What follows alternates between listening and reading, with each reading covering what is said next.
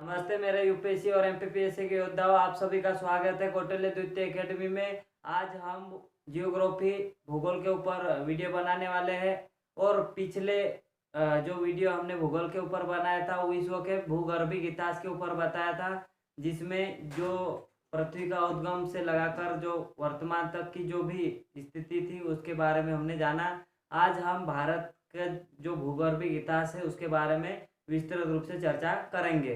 तो इससे पहले आप सभी से रिक्वेस्ट है कि आप जितने भी सब्सक्राइबर हैं हमारे वीडियो को देखें, साथ ही साथ अपने दोस्तों को भी शेयर करें, उन्हें सब्सक्राइब करने को कहें, ताकि जो हम वीडियो बना रहे हैं इसमें हमको मेहनत लगती है और मेहनत है तो आप सभी को पता है कि किसी भी काम करने में मेहनत लगती है। तो आप शेयर करें, सब्सक्राइब करवाएं और अधिक से अधिक वीडियो को पूरा देखें और लिखते चले ताकि आप लोगों को लाभ मिले। तो शुरुआत करते हैं आज हम भारत का भूगर्भिक इतिहास।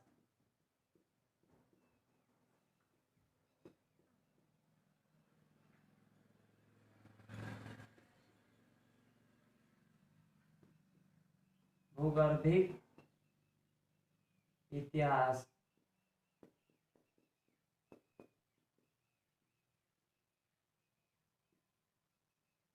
और भूगर्भिक इतिहास के अंतर्गत हम जानेंगे कि जो पिछले वीडियो में हमने जाना कि जो पृथ्वी का जो उद्गम है 4.6 अरब वर्ष पूर्व हुआ था, और जो यूरेनियम डेंटिंग विधि है इसके माध्यम से 3.9 बिलियन ईयर्स पूर्व माना गया है।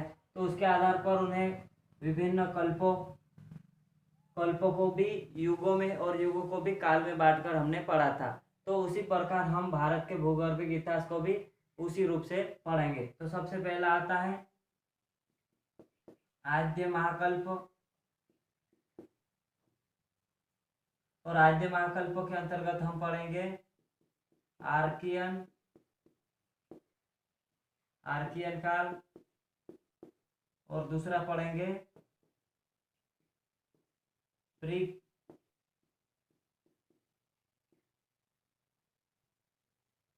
कैम्ब्रियन काल।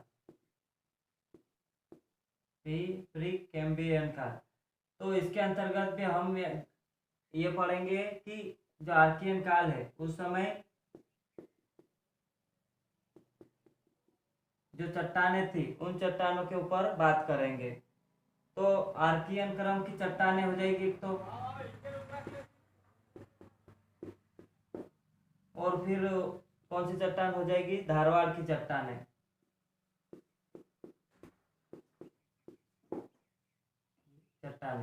तो आद्य महाकल्प जिसे कहां से कहां तक मानते हैं, 800 से लगाकर 600 मिलियन वर्ष पूर्व। तो इस दौरान जो चट्टानें बनी थी उस चट्टानों को क्या बोलते हैं, आर्कियन क्रम की चट्टानें या धारवाड़ क्रम की चट्टानें कहते हैं।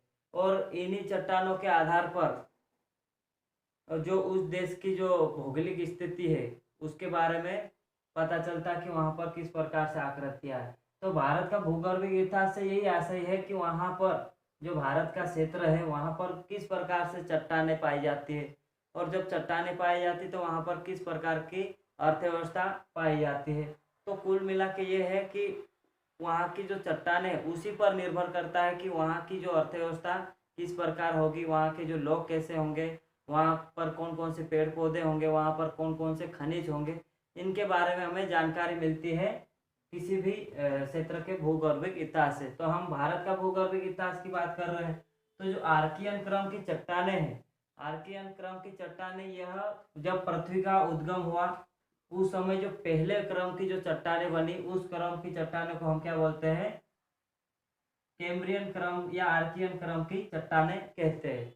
और आर्कियन क्रम की चट्टाने के अंतर्गत भी कौन कौन सी आ जाती है, जो हमारे भारत में अरावली हिवाला है, और जो कर्नाटक ये जो धारवाड़ है, धारवाड़ क्रम की चट्टाने, ये धारवाड़ क्रम की चट्टाने हमारे कर्नाटक राज्य के धारवाड़ जिला, शिमोगा जिला,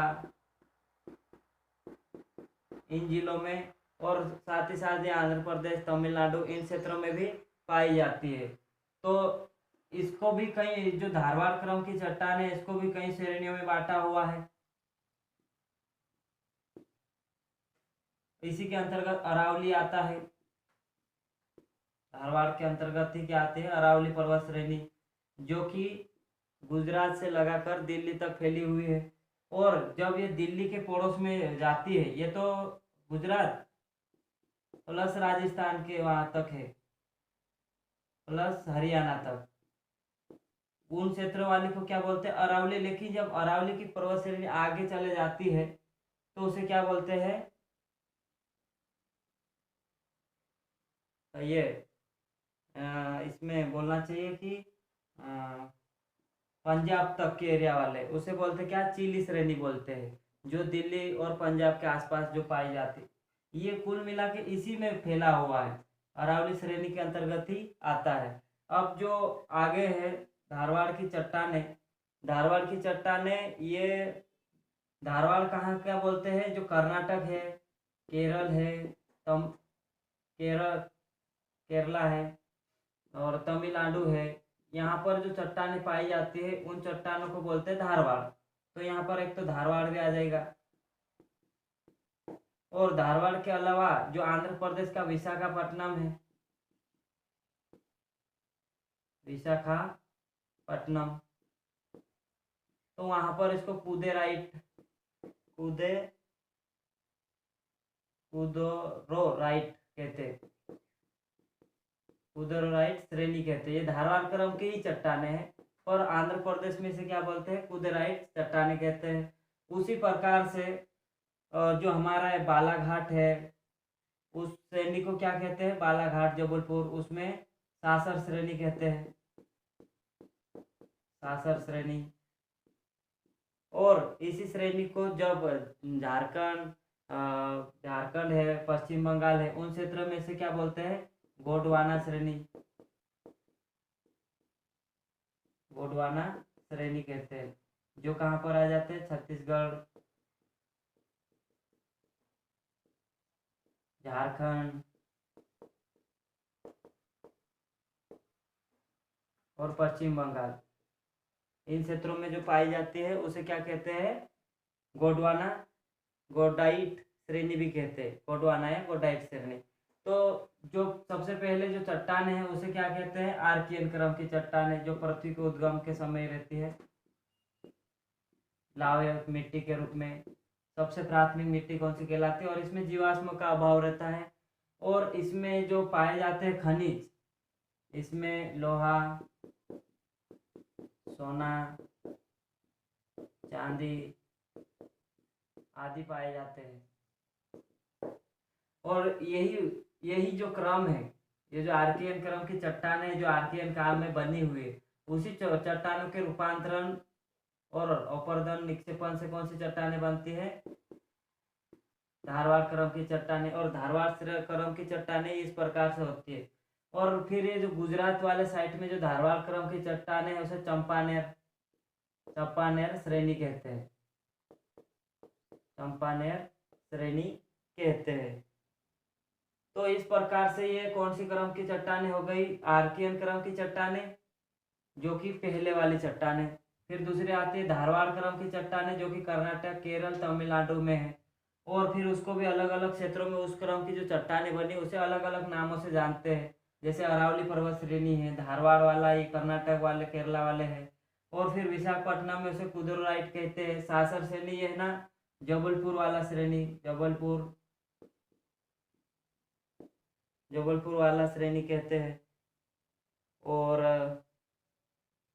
बालाघाट वाला एरिया। और फिर जो गोडा राइट श्रेणी है, राइट या गोडा राइट, ये श्रेणी छत्तीसगढ़, झारखंड में पाई जाती है। और जो गुजरात में पाई जाती है उसे क्या कहते हैं, चंपानेर श्रेणी। और जो आंध्र प्रदेश में पाई जाती है उसे क्या कहते हैं, कुदेराइट श्रेणी कहते हैं। तो ये कौन से क्रम की हो गई, आद्य महाकलम क्रम की चट्टानें हो गई। अब इन्हीं चट्टानों के रूपांतरण से या निक्षेपण अपरदन से कौन सी चट्टानें बनती है, धारवाड़ क्रम की जो चट्टानें हैं वही रूपांतरित होती है, तो किसमें बदल जाती है। देखो फिर अगला क्रम क्या है, पूरा जीवी महाकल्प। हमने पिछले वीडियो में इसके ऊपर विस्तृत चर्चा कर चुके हैं। आप चाहे तो वीडियो देखें तो ही ये समझ में आएगा। और जो हमारे लेक्चर बन रहे हैं वो एक के बाद एक बन रहे हैं, ताकि जो पढ़ाई होगी वो अच्छे से समझ में भी आए, इसलिए पूरा की पूरा इसमें ध्यान दिया जा रहा है। तो 600 से लगाकर 500 तक का जो एरिया है, 500 शायद 400 तक 200 साल वाला है ये।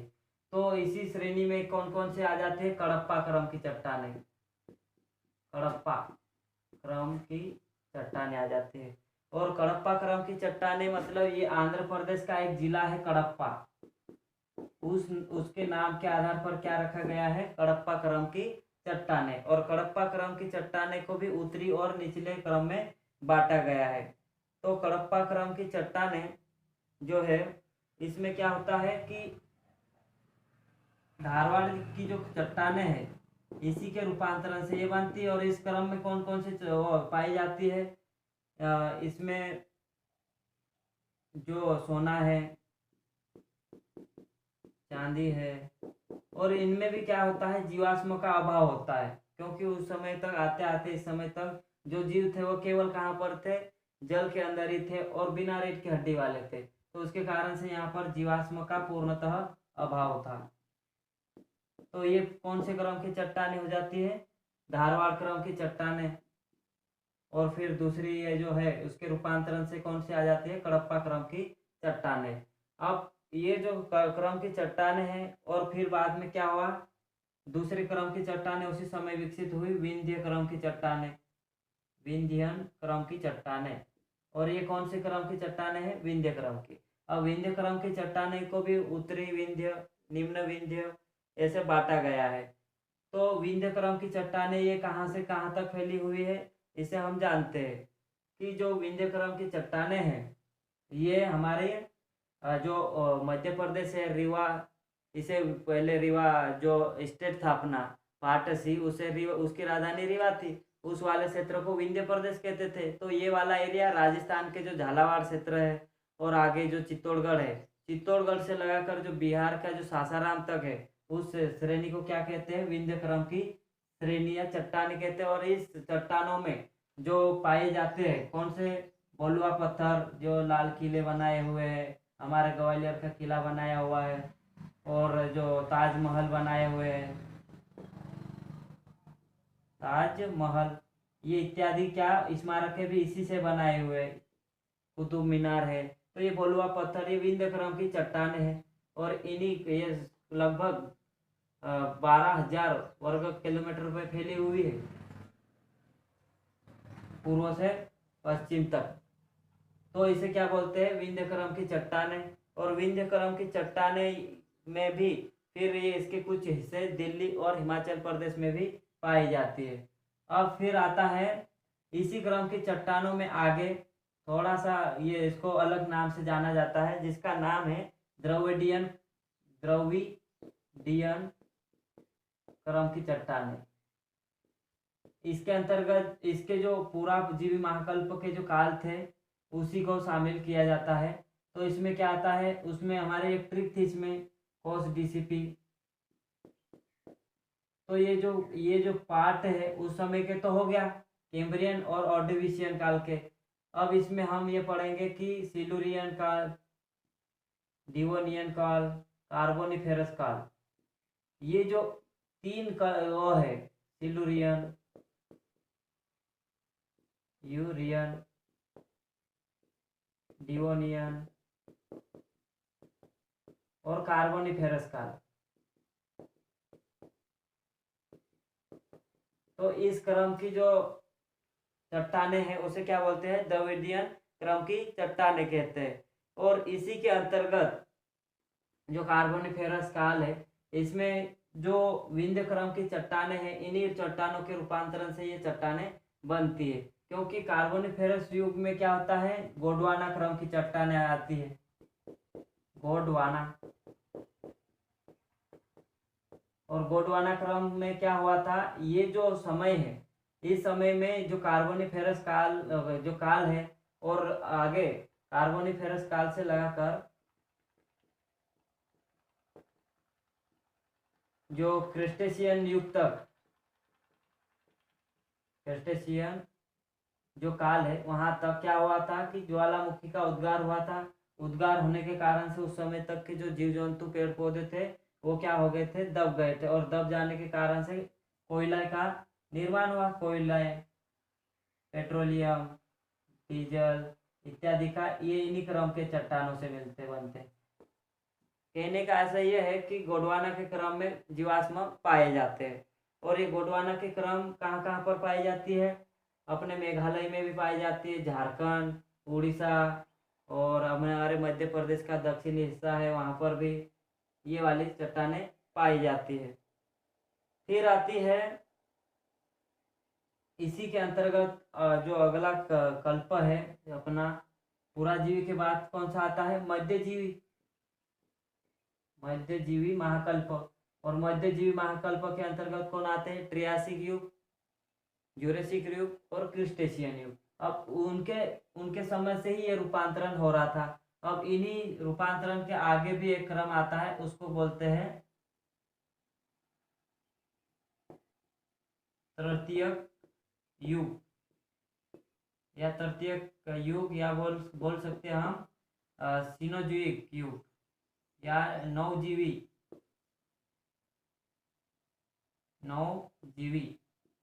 काल भी कहते हैं।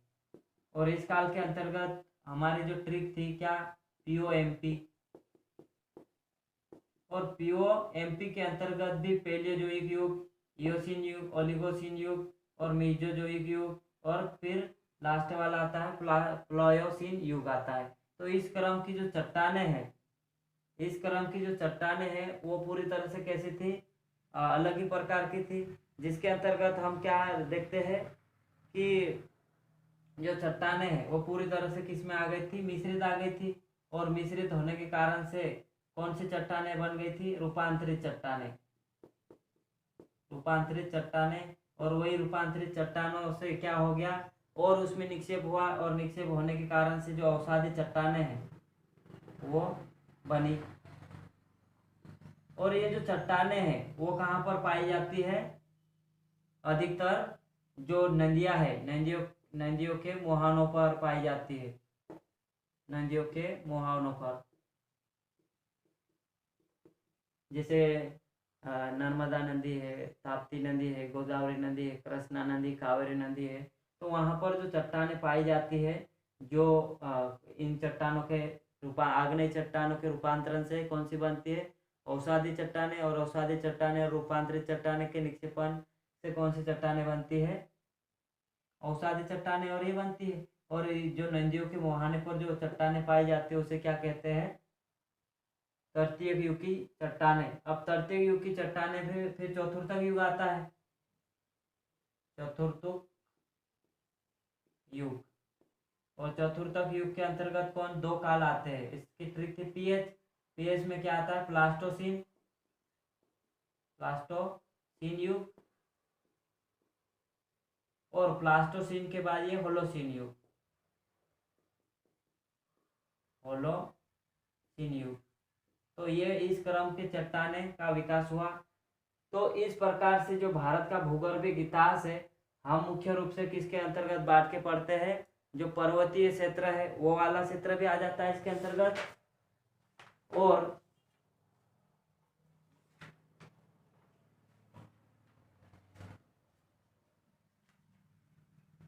जो ज्यूरेसिक युग था उस युग में दक्कन का जो ट्रैप है, तो इन सभी का मूल रूप से इस प्रकार से अध्ययन करते। ये तो क्रम था कि किस किस क्रम के किस किस काल में कौन कौन सी चट्टानें बनी, उसमें क्या क्या पाया जाता है ये समझे।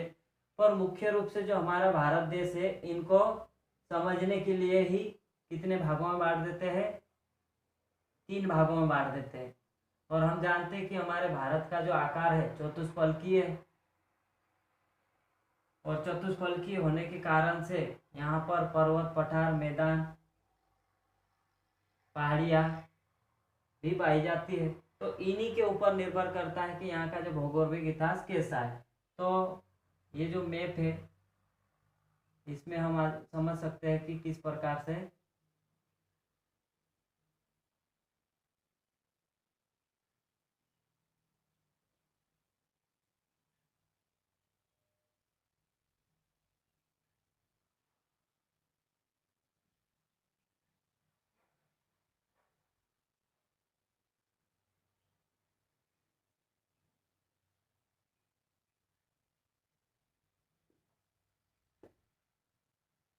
मान लो ये भारत देश है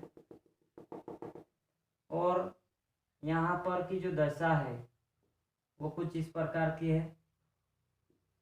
तो भारत की जो भूगर्भिक इतिहास है इनमें भी 3 भागों में मुख्य रूप से बांटते हैं। वैसे तो भू भौतिक दृष्टि से इसे 4-5 भागों में बांटते हैं। जैसे यहाँ पर है, इसे क्या कहते हैं, विशाल पर्वतीय। तो उत्तर का विशाल मैदान, ये पर्वत, उत्तर का विशाल पर्वत श्रेणी, पर्वत।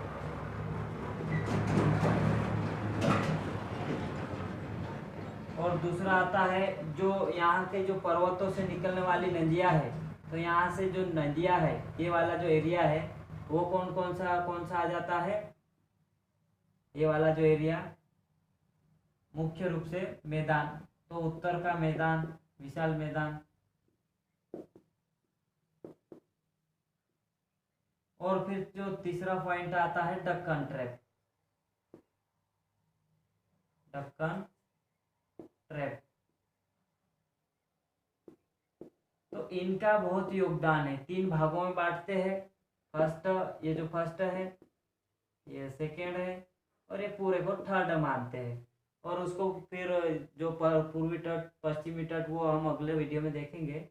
मुख्य रूप से ये समझ लेते हैं कि जो पर्वतीय श्रेणी है इसका बहुत योगदान है, क्योंकि जो हमारे जो दक्षिण पश्चिम मानसून आता है, वो दक्षिण पश्चिम मानसून जब अरब सागर, बंगाल की खाड़ी से आता है तो यूं चलता है और पर्वतों से टकराता है। और टकराने के कारण से हम जानते हैं कि पर्वतीय भाग में पर्वतीय वर्षा होती है, जिसके कारण से जो दक्षिण पश्चिम मानसून की हवा है उन्हें रोक लेता है हिमालय। और हिमालय रोक लेने के कारण से यहाँ पर वर्षा होती है, और वर्षा होने के कारण से यहाँ की जो नदियाँ है वो सदाबहार रूप से प्रवाहित होती रहती है। तो इसका ये भी महत्व है। साथ ही साथ यहाँ पर विभिन्न प्रकार की पेड़ पौधे पाए जाते हैं, जिनसे जड़ी बूटियाँ और विभिन्न औद्योगिक इकाइयों में उन्हें कच्चा माल के रूप में उपयोग करते हैं। साथ ही साथ फिर दूसरा पार्ट होता है उत्तर का विशाल मैदान। और उस उत्तर का विशाल मैदान के कारण ये क्या होता है कि यहाँ पर जो आबादी है जनसंख्या की वो ज़्यादा है और सबसे उपजाऊ भूमि होती है, तो इसका आर्थिक दृष्टि से बहुत योगदान है। और साथ ही साथ यहाँ पर जो नगरीकरण व्यवस्था है वो भी ज़्यादा है, तो इसका भी प्रभाव पड़ता है हमारे भारत के भूगर्भिक इतिहास में। फिर आता है डक्कन ट्रैप। डक्कन ट्रैप जो हमारा ट्रियासिक युग था, ट्रियासिक युग या काल।